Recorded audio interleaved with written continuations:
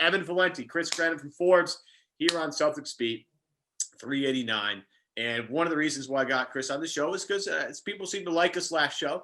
The other reason why I got Chris on this show is, Chris, I think people owe you an apology over the Payton Pritchard thing, because I'll be honest, you were on it right away. You had some great stuff pre-draft about Payton. I think you reposted after the Celtics drafted Payton Pritchard. He's been unbelievable. And I mean, he's been way better than I think anybody expected defensively. I thought the past two games against Detroit especially, his energy on that side of the floor is unbelievable. And the Detroit broadcast crew was like, man, this guy Payton Pritchard's a pain in the ass. Yeah. He's all over the place. But the offense, the steadiness, how calm he is, for how many games into his NBA career he is, I'm floored really by the production we're seeing out of Payton Pritchard. And my question is, at what point does he take Teague's minutes? Because he just looks like a better player right now. Well, it might be right now, because Teague sprained his ankle today. So we might see some games where he's going to have even more of an uptick. I mean, it's rare you see Brad Stevens throw a rookie in with these significant minutes this early. Pritchard is a little bit different. He's a 4-year guy. It's not like he's an 18-year-old kid, right off of his freshman year. So that does change things, but you're 100% right. I mean, Pritchard was a major concern for Pritchard was the defensive side of the ball, because he's not the biggest guard. He's not the strongest guard. He's not the most athletic guard, but he's more athletic than people give him credit for.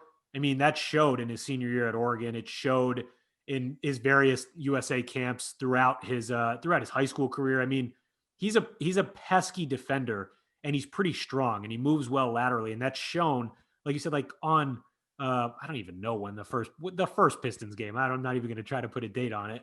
He tortured Killian Hayes. Like, and it's not that he's making crazy intelligent reads or anything. He's just making the smart read. He moves well laterally, and he's just in their face, and he's just an annoying backcourt defender. And that's enough, frankly, that's enough. And it goes a really long way. And he brings the energy whenever he's on the floor against a ball handler. He's right in their face, and he stayed really well, stayed in front of Killian Hayes, DeLon Wright, various guys for Detroit. So yeah, I mean, I'm very happy to see him doing well, because it was disappointing to see a lot of people upset about the Pritchard pick when they made it, but it just made a lot of sense, because he, more so than other guards, could come right in and contribute right off the bat, because he's just a smart player and he's a gamer.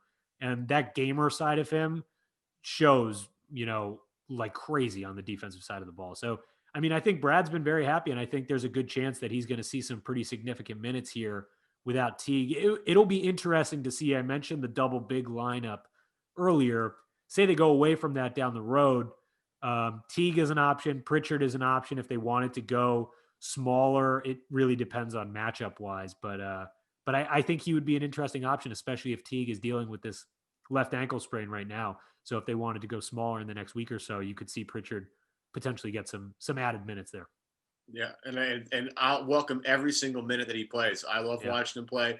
It's a shame that Tommy's not around to watch, because he'd love him. He would love him. This would be his favorite guy. I mean, there's no question. He just brings the defensive tenacity, and that's the thing with Brad. And I've explained this in a million other podcasts, right? But I'll relate it to the current roster, right? So Pritchard sees you follow the Marcus Smart example. Marcus Smart saw so much of the floor his rookie year, partly because they weren't really that good. That roster was weak back then. Right. But Marcus also could defend his ass off, right? He could not lock down, but he would play hard defensively, stay in front of guys, make it difficult for everyone from day one. And other guys in the past, like James Young, he couldn't get on the floor because he couldn't defend well.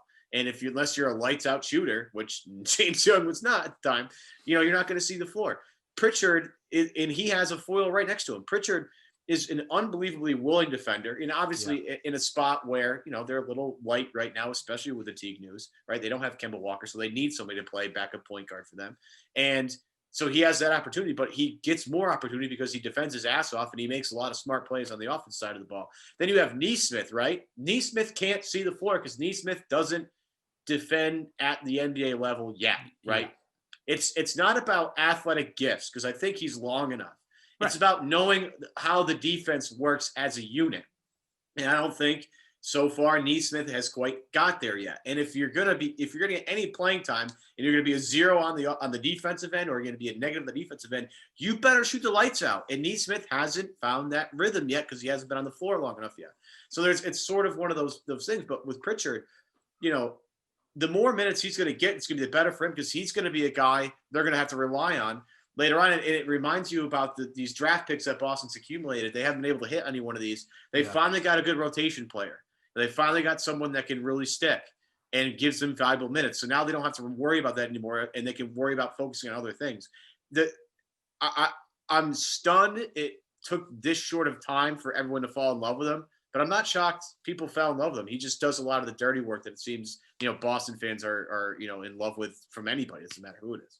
Yeah, he just plays hard. And a lot of it's really instinctual. He's got good awareness and he knows how to be a good team defender and kind of when you did your research, when you're going back and watching all your, because I watched, highlight tapes and it's like way different, right? What was your favorite thing about him? I mean, my favorite thing about him was how hard he played. And he was confident and he can kind of control, he could run the floor and he was a great floor general. And I mean, a guy watching his progress, he always played hard. Like he was a little raw in his freshman year, but he got good minutes on a really good Oregon team and he played hard. So that was always very evident. But I mean, the most appealing thing for me was his progress. Like, he played hard, but he improved, in some various areas throughout his career. And by the end of his fourth year at Oregon, I mean, he was controlling the floor with tons of confidence. He was shooting the lights out. And you saw that in the second Pistons game today. Like, he was taking some pretty gutsy shots and knocking them down late in the game.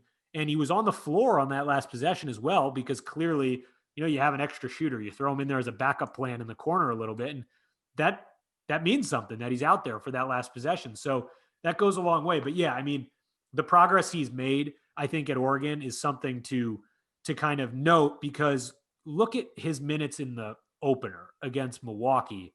He was lost defensively, like head spinning, classic rookie. You're looking at him, you're like, all right, this isn't really going to go well, right? Yeah, and the image that comes to mind is him trying to play some transition defense. He gets caught in the middle and, Giannis is running like a freight train down the middle and basically running him over, and he gets called for a foul, right? But fast forward just a couple weeks and he's already making some really, really major improvements as a team defender. He knows where he's supposed to be. And you compare it to a guy like Neesmith, who still has a long way to go, but it's different. I mean, he was a 2-year college player, so he hasn't had as much experience. And I just think a lot of his defensive skills in the past have relied on his size, have relied on his athleticism. And for Pritchard, he kind of had to grind and be smart about his defensive game. That wasn't really the case with Neesmith, and you can't really get by with that at the NBA level. So again, that's not a concern. You're 7 games into his rookie season. That's not a concern at all. But I think Pritchard is a really smart player, and he's got really good instincts on the defensive side of the ball. And all of that compiled next to his work ethic is just, it's a perfect combination. So I'm surprised at the defense. Honestly, I have to admit, I knew he'd be good on the defensive end. I didn't think he'd be this effective and this pesky. So yeah, it's solid. It's major for the Celtics. It's great.